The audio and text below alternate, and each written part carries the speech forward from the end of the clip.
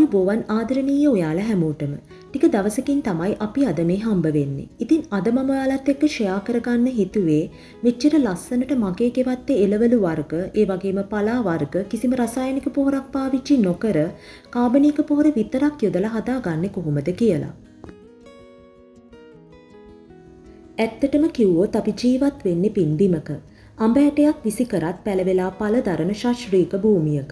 එහෙව් සෞභාග්‍යමත් රටක ජීවත් වෙන අපි හැමෝම කන්නෙම වසවිස. පැය ගාණක් එක තැනක ඉඳගෙන ගේම් ගහන කාලය නවත්වන්න දැන් කාලය ඇවිල්ලා. ජීවත් වෙන්න අතිශය අමාරු මේ කාලයේදී ගෙදරට හයියක් වෙන්න ආර්ථිකය ගොඩ ගන්න උදව් වෙන්න අපි හැමෝටම පුළුවන්. හැමදේම අපේ අත ළඟට එනකන් බලා නොඉඳ ටිකක් විතර මහන්සි වෙලා මේ විදියෙන් හරි ගෙදරට හයියක් වෙන්න අපට පුළුවන්. ගැමි පරිසරයක ඉන්න කෙනෙකුට පහසුවෙන්ම මේ දේවල් කරගන්න පුළුවන් වුණාට නාගරිකව ඉන්න අයට මේ දේවල් කරගන්න ටිකක් විතර අපහසු ඇති. ඒත් තියෙන පුංචි ඉඩෙන් හරි අපි ප්‍රයෝජන ගමු. පොඩ්ඩක් ඉඩ තියෙන චූටි බැල්කනියක වුණත් මේ විදිහට කිසිම කරදරයක් නැතිව හොඳ වගාවක් හදාගන්න පුළුවන්. මටත් වගා කරන්න ගොඩක් ඉඩකඩ පහසුකම් නැහැ. හැබැයි තියෙන ඉඩෙන් තියෙන පහසුකම් වලින් උපරිම ප්‍රයෝජන අරගෙන එදිනෙදා ගෙදරට අවශ්‍ය වෙන ගොඩක් දේවල් මම හදාගෙන තියෙනවා. ඉතින් ඔයාලටත් මේ ගැන කියන්න මගේ වගාව පෙන්වන්න මම හිතුවේ අන්න ඒ නිසයි. මම මේ පෙන්නන විදියට ඔයාලට ඕනෙම එළවලුවක් සරුසාරව හදාගන්න පුළුවන්. චුට්ටක් විතර මහන්සි වුණොත් හොඳ ඵලතාවක් වගේම මානසික සුවයකුත් ලබා ගන්න අපි හැමෝටම පුළුවන්. ඉතින් එන්න මාත් එක්ක අපි හැමෝම එකතු වෙලා වසවිසෙන් තොර නිරෝගී සම්පන්න ජීවිතයකට වගේම ශක්තිමත් ආර්ථිකයකට අත්වැලක් වෙමු. ඉතින් ඔයගොල්ලෝ මුලින්ම දකින්න ඇති මම පෙන්නනවා ලස්සනට පෝච්චියක මම හදාගත්ත ගෙදර කන්න හදාගෙන තියෙන මුකුණු යන්න. ඒක හදාගත්තේ කොහොමද කියලා තමයි මම අද ඔයගොල්ලන්ට පෙන්නන්න හදන්නේ. මම ඒකට කළේ මුලින්ම මේ අපි මාකට් එකෙන් හරි පොලෙන් හරි ඔයගොල්ලෝ ගන්න තැනකින් මුකුණු යන මිටියක් ඉස්සෙල්ලාම අරන් එන්න. ඒක ගෙනල්ලා මේ හැබැයි ටිකක් හොඳට මෝරච්ච මුකුණු යන මිටියක් ගේන්න. එතකොට ඒකේ තමයි ලස්සනට හොඳට මුල් ඇදලා ඒක තමයි පැල කරගන්න පුළුවන් වෙන්නේ. එහෙම ගෙනල්ලා මුකුණු යන මිටියේ අර ගැට ගහලා තියෙන තැන තියෙන්නේ. මේ ඔයගලන්ට පේනවා නේද මේ ගැට ගහලා තියෙන තැන තියෙන්නේ. මේ ගැට ගහලා තියෙන තැනට අඟලක් විතර උඩින් සම්පූර්ණ මිටියම කපන්න. කපලා ඕගලන්ට උඩ ටික ප්‍රයෝජනයට ගන්න පුළුවන්, කැමරට ගන්න පුළුවන්. මේ යට ටික ඕගලන්ට පුළුවන් මේ විදිහේ බාස්කට් එකකට වතුර එකක් දාලා ඒ බාස්කට් එකේ බස්සවල තියන්න. දවස් 3ක් උපරිම දවස් 4ක් යනකොට මේ විදිහට ලස්සනට දළු දාගෙන එනවා. ඒ වගේම මේ යටින් සුදු පාටට හොඳට මුල් අදිනවා. ඔයගලන්ට පේනවා ඇතිනේ පැහැදිලි ඇති කියලා මම හිතනවා. උපරිම දවස් 3ක් හෝ 4ක් යනකොට මේ විදිහට මේක හැදෙනවා. ඊට පස්සේ ඔයගලන්ට තියෙන්නේ මේක මොකක් හරි පෝච්චියක ඒගොල්ලෝ අයින් කරන මොකක් හරි බාස්කට් එකක ගෙදරින් අයින් කරන ඒ වගේ මොකක් හරි මේක හිටව ගන්න. මම හිටවන විදිහත් ඔයගලන්ට පෙන්නන්නම්. ඒ වගේම මේ අර උයන්න මලවන්න කියලා ගත්තු එකේ උඩ කොටසෙනුත් ටිකක් මෝරච්ච දඬු තිබිලා මම ඒ දඬු ටිකක් දැම්මා. මේකලන්ට පේනවා ඇති ඒකෙත් හොඳටම මුල් ඇදලා තියෙනවා. වතුරට දාලා මේ වගේම ලස්සනට දළුත් දාලා. තේනවනේ. ඒ වගේම මම මේ ටිකක් මෝරච්ච නැති මිටියකුත් ගෙනල්ලා ඔයගලන්ට පෙන්වන්න නිසා ඒකත් ඒත් එක්කලම වගේ මේ වතුරට දැම්මා. ඔයගලන්ට පේනවා ඇති ඒක චුට්ටක් මේ කුණු වෙලා වගේ තියෙනවා. මේ ඒකේ සමහර ඒවායි නම් මුල් ඇදලා තියෙනවා මෝරච්ච එකක දෙකක මුල් ඇදලා තියෙනවා. නිකන් පොඩ්ඩක් කුණු වෙලා. ඒක නිසා ඔයගොල්ලෝ මතක ඇතිව මෝරච්ච මුකුණු යන මිටියක් ගන්න මතක තියාගන්න. දළු පහ එකක් ගත්තොත් වෙන්නේ මේක තමයි. මේ විදිහට කුණු වෙලා අපිට ඒකෙන් ප්‍රයෝජනයක් ගන්න බැරි වෙන එක තමයි වෙන්නේ. ඉතින් අපි බලමුකෝ මේක මම දැන් එච්චර ලස්සනට හදාගන්න කොහොමද හිතෙන්නේ කියලා. ඒකට අපිට ඕන කරනවා මේ වගේ පෝච්චියක් හරි මොකක් හරි ගෙදරින් අයින් කරන බාස්කට් එකක් හරි මේක හිටව ගන්න පුළුවන් එකක් කොමනා කරනවා. මම මේ ගිය පාර මුකුණු යන හිටවලා අයින් කරපු පෝච්චිය තමයි ගත්තේ. මේකට වඩා ලොකු එකක් වුණත් හොඳයි. එහෙම නැත්නම් මේ වගේ සාමාන්‍ය ටිකක් කට පළල එකක් වුණත් ඕගලන්ට එකපාර ගොඩක් හිටව ගන්න පුළුවන්. ඊට පස්සේ ඒකේ යටටම මම දාගන්න මේ විදිහට වැලි තට්ටුවක්. එතකොට මේකේ වතුර හොඳට බැහැලා යනවා. මුල් කුණු වෙන්නේ නැහැ. පොඩි ලොකු ප්‍රමාණයක් ඕනේ නැහැ. පොඩි වැලි තට්ටුවක් තමයි ඉස්සෙල්ලාම මම දාගන්නේ ඒකට. මේ විදිහට වැලි තට්ටුවක් ඉස්සෙල්ලාම දාගෙන ගෙදර ඔය එකතු වෙන දිරපු කුණු රොඩු මේ ඔයගලන්ට පේනවා නේද? මේක මේ මම අතු ගාලා පෝර උරේකට දාලා කාලයක් තියෙනකොට ඔය විදිහට හොඳට ඒක දිරනවා. ඒ විදිහට දිරපු කුණු රොඩු ගෙදර ඉතින් අතු ගාලා එකතු වෙන ඒවා ටික ඔයගලන්ට මේකට පාවිච්චි කරන්න පුළුවන්. මේ විදිහට කොළ තට්ටුවක් මම දාගන්නවා. ඊට පස්සේ මම මේ එකතු කරන්නේ අපේ ගාඩන් එකේ කපපු තනකොළ. ඒත් මම තනකොළත් මේ කපලා පෝර උරවලට එකතු කරගෙන තියාගෙන ඉන්නවා. ඒ කපපු තනකොළ මේ බලන්න හොඳට ඒවා දැන් පෝර වෙලා තියෙනවා. කපලා මාසයක් විතර යනකොට මේ විදිහට හොඳට පෝර වෙනවා. මම මේ ඒව තමයි දැන් ඔය එකතු කරන්නේ. මෙහෙමයි ඔයගලන්ට කැමති දෙයක් මේකට එකතු කරන්න පුළුවන්. මේකට කුණු රොඩු මේවා මොනවද කපපු තනකොළ එහෙම එකතු කරන්නේ මේවා මංගාව තියෙන නිසා. හැබැයි ඔයගලන්ට තියෙන දෙයක් මේකට පාවිච්චි කරන්න පුළුවන්. විශේෂයෙන්ම මේ ඔයගලන්ට පේනවා නේද? මේ කුස්සියෙන් අයින් කරන ඔය එළවලු පොත්තු ඒ වගේ දේවල් තමයි මේ තියෙන්නේ. මම මේ දැන් මේ වෙනදාට නම් මම කෙලින්ම මේක පෝච්චියට උයන වෙලාවට එකතු කර ගන්නවා. දැන් අද මම ඔයගලන්ට පෙන්වන්න නිසා තමයි මේ දවස් දෙකක් විතර තිස්සේ මේක එකතු කළේ. ඉතින් මේ විදිහට ඔයගලන්ට ඒවත් මේ විදිහට මේකට එකතු කරගන්න පුළුවන්.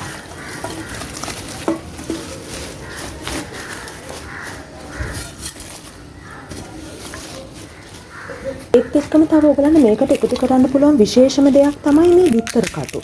බිත්තර කටු මෙහෙම පොඩි කරගෙන ඔයගලන්ගේ බිත්තර කටු කුසියෙන් අයින් වෙන බිත්තර කටු පොඩි කරගෙන ඔයගලන්ට මේකට මේ විදිහට එකතු කරගන්න පුළුවන්. ඒ වගේම ලුණු පොතු තවත් විශේෂම දෙයක් තමයි කෙසෙල් එලි. කෙසෙල් එලි කපලා පොඩියට හරි එහෙම නැත්නම් මේ විදිහටම හරි එකතු කරගන්න පුළුවන්. දැන් මේක එකපාරම මේ පෝච්චිය මෙහෙම හදා ගන්න ඕනේ කියලා එකක් නැහැ. ඕගොල්ලෝ පෝච්චිය ලෑස්ති කරගෙන යටට වැලි තට්ටුවක් දාලා මේක තියාගෙන ඕගොල්ලෝ එදිනෙදා කුස්සියෙන් අයින් කරන අතු ගාන කුණු රොඩු ඒවා දාලා මේ පෝච්චිය 3 කාලක් විතර මෙහෙම පුරව ගන්න. මේ කෙසෙල් එලි කපලා දැම්මත් කමන්නේ මේ විදිහටම දැම්මත් කමන්නේ. මම මේ විදිහටත් දානවා කපලත් දානවා. ඔයගලන්ට කැමති විදිහකට ඒක දාගන්න පුළුවන්. මේ විදිහට මෙහෙම දාලා 3 කාලක් විතර මේ පෝච්චිය පිරෙනකොට ඊට පස්සේ අපිට කරන්න තියෙන්නේ මේ මම ගොඩක් වෙලාවට මේ වගේ කොළ වර්ග හිටවනකොට ගොඩක් වෙලාවට මම පාවිච්චි කරන්නේ කුකුල් පෝර. මේ කුකුල් පෝර, ගොම පෝර ඔයගලන්ට තියෙන එක. මොනවා හරි මේක උඩට චුට්ටක් දාලා පස් දාගන්න එක තමයි ඊට පස්සේ කරන්න තියෙන්නේ.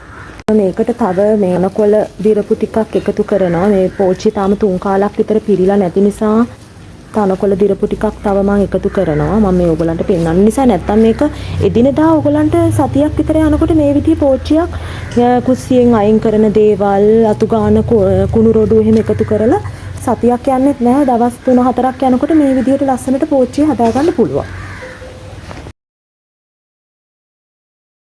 තේ හදලා ඉතුරු වෙන තේ කොළ ටික මේ විදිහට මේකට එකතු කරගන්න පුළුවන්. මේක විශේෂිතම පොහොරක්. තේ කොළ වලටත් හොඳට පැල හැදෙනවා. පැල ලස්සනට කොළ එහෙම ලස්සන වෙලා පළදාව හොඳට එනවා. ඒ වගේම ඔයගොල්ලෝ පාවිච්චි කරන්නේ ටී බෑග්ස් නම් ඔයගොල්ලන්ට මේ ටී බෑග් එක වුණත් මෙහෙම චුට්ටක් අතින් මෙහෙම පොඩි කරගෙන මේකට මේ විදිහට එකතු කරගන්න පුළුවන්. මේක අපි මේ පෝච්චිය මේ හදාගන්න පෝච්චිය අපි සාරවත්ව හදාගත්තොත් සෑහෙන කාලයක් අපිට කප කොළ කන්න පුළුවන්. ඒ කියන්නේ දැන් මුකුණු වෙන්න අපි පෝච්චියක් හදා ගන්නවා නම් මේ මුකුණු වෙන්න පෝච්චිය මාස 3 4ක් 5ක් 6ක් අපි මේ පෝච්චිය යට හොඳට සාරවත්ව හදා ගන්න තරමටම අපිට සෑහෙන කාලයක් හොඳ ශාස්ත්‍රිකව හොඳ කොළ පළදාවක් ගන්න පුළුවන්. දැන් මේ විදිහට ඕගොල්ලන්ට තියෙන දේවල් සේරම ඕගොල්ලෝ එකතු කර ගත්තට පස්සේ මේක හොඳින් දිරා ගන්න නම් ඒ කියන්නේ මේක ඉක්මනට දිරන්න නම් අපි මේකට කොම්පෝස්ට් ටිකක් හරි එහෙමත් නැත්නම් ගොම පොහොර කුකුල් පොහොර ඒ වගේ දෙයක් එකතු කරන්න ඕනේ. ඉතින් මම ඕගොල්ලන්ට කිව්වා වගේ මම ගොඩක් වෙලාවට මේ කොළ වර්ග හිටවනකොට පාවිච්චි කරන්නේ මේ කුකුල් පොහොර තමයි. මම මේ දැන් එකතු කරන්නේ කුකුල් පොහොර. මේ වගේ දෙයක් එකතු කරපුවාම කොම්පෝස්ට් උනත් ඕගොල්ලන්ට තියෙනවා නම් කොම්පෝස්ට් උනත් කිසිම ප්‍රශ්නයක් නැහැ. ඒ වගේ දෙයක් එකතු කරපුවම මේ අපි එකතු කරපු මේ කුණු ටික ඉක්මනින්ම දිරනවා. ඒ දිරනකොට තමයි මේ අර අපි හිටවන එකට හොඳට පෝෂණය හම්බ වෙන්නේ. දැන් මෙහෙම තිබ්බයි කියලා මේකේ කිසිම පෝෂණයක් පැලේට එන්නේ නැහැනේ. ඉතින් ඒක නිසා මේක හොඳට දිරන්න නම් අපි කොම්පෝස්ට් ඒ වගේ මොනවා හරි මේ අනිවාර්යයෙන්ම එකතු කරගන්න ඕනේ. ගොඩක් වෙලාවට මේකට මම ගොම එකතු කරගන්නේ නැත්තේ ගොම වලින් හැම වෙලාවෙම තනකොළ හැදෙනවා. හරි ඉක්මනට මේ ගොමත් එක්කලා මේ තනකොළ පැලවෙන ප්‍රවණතාවය හරි වැඩි. එතකොට අර අපි හිතවන මුකුණු වෙන්න හරි කංකුම් හරි ගොටුකොළ හරි එක්කලා හැම වෙලාවෙම වල් හැදෙනවා වැඩි. තනකොළ වලට ගොඩක් මේකේ තියෙන සාරය උරා ගන්නවා. එතකොට අපේ කොළවලට වඩා හොඳට හැදෙන්නේ තනකොළ ටික තමයි. ඒක නිසා තමයි අපි මේ ගොඩක් වෙලාවට ගොම එකතු කරගන්නේ නැත්තේ. දැන් මේ එකතු කරගන්නේ මම පස් මිශ්‍රණය. අපේ පැල ටික හිටව ගන්න පුළුවන් වෙන ප්‍රමාණයට හොඳට ඇති වෙන්න මේ පස් තට්ටුව එකතු කරගන්න ඕනේ. සාමාන්‍ය මතු පිට පස් එක කොම්පෝස්ට් කලවම් කරලා තමයි මම මේ පස් එක හදාගන්නේ. මේ පස් එකත් එක්කලත් ඔයගලන්ට පුළුවන් මේ කුකුල් පෝර වගේ දෙයක් කලවම් කරන්න. මොකද මේ පස්සේ හොඳට පෝෂණය තිබ්බොත් තමයි අපේ පැල ටික ඉක්මනට හොඳ සාරවත්ව හදාගන්න පුළුවන් වෙන්නේ.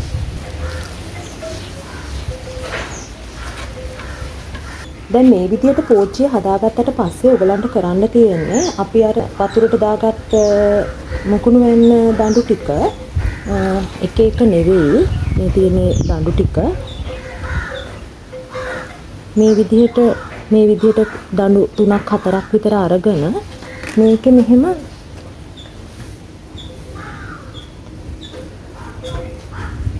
තනින් තන මෙහෙම ළඟ වුණාට කමක් නැහැ.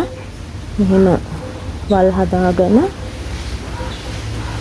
ළඟ වුණාට කමක් නැහැ. වටේටම හොඳට මේ හිටව ගන්න තමයි තියෙන්නේ.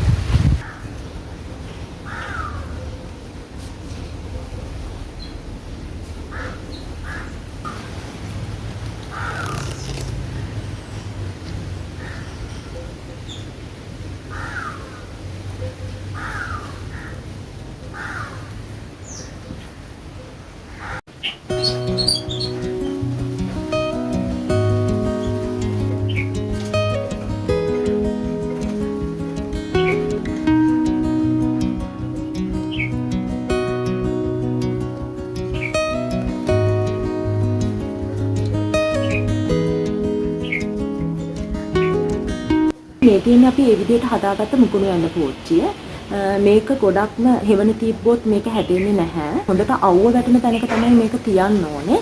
ඒ වගේම මුල් දවස් දෙකේ තුනේ මේකට මොකක් හරි ආවරණයක් යොදලා ලොකුවට අවුව වැටෙන්නේ නැතුව යන් ටිකක් පරිස්සම් කරගන්න. මොකද මේක චුට්ටක් මේකට මුල් අල්ල ගන්නකම් මේ පැලේ පොඩ්ඩක් මේ පෝච්චියට පුරුදු වෙනකම් හරි විදිහට මේ පසට මුල් අල්ල ගන්නකම් මේකට මොකක් හරි ආවරණයක් දවස් දෙක තුනක් යොදලා තියන්න. ඒ වගේම දිගටම දවසකට එකපාරක්වත් හොඳට තෙමිලා යන විදිහට වතුර දාන්නත් ඕනේ. ඒ වගේම මේකේ සමහරක් විට ඔයගලන්ට එන්න පුළුවන් එක තව ගැටලුවක් තමයි මේකේ කොළ චුට්ටක් සමහරක් වෙලාවට කහ වෙන්න බල එක. එහෙම වුණොත් ඔයගලන්ට කරන්න තියෙන්නේ යකඩ ඇන දෙකක් තුනක් වතුරට දාලා ඒ වතුරේ දවස් දෙකක් තුනක් යකඩ ඇන ටික තියලා ඒ වතුරේක යකඩ ඇන ටික අයින් කරලා වතුරේක මේකට දාන්න එක. එතකොට ඒ කොළ කහ වෙන එක ඔයගලන්ට වළක්ව ගන්න පුළුවන්. මම හිතනවා මම කියපු දේවල් ඔයාලට පැහැදිලි ඇති කියලා. මේ පෙන්නපු විදිහට තමයි මම හැම එළවලුවක්ම පැල කරගන්නේ. තව දෙයක් තමයි ඔයාලා මේකෙන් කොළ කපා ගන්න වෙලාවට කොළ ටික කපාගෙන අනිවාර්යෙන්ම මේකට කුකුල් පොහොර හෝ ගොම පොහොර මිටක් විතර එකතු කරගන්න මතක තියාගන්න. එතකොට ඊළඟ පාර අපිට ඉක්මනින්ම වගේම හොඳ සරුසාර කොළ අස්වැන්නක් ගන්න පුළුවන්. මේ වීඩියෝ එකෙනුත් ඔයාලට යම් දැනුමක් ලැබෙන්න ඇති කියලා මම විශ්වාස කරනවා. ඉතින් ආයෙත් එනකන් සතුටින් පරිස්සමින් ඉන්න. මම ශ්‍යාමා දිසානායක.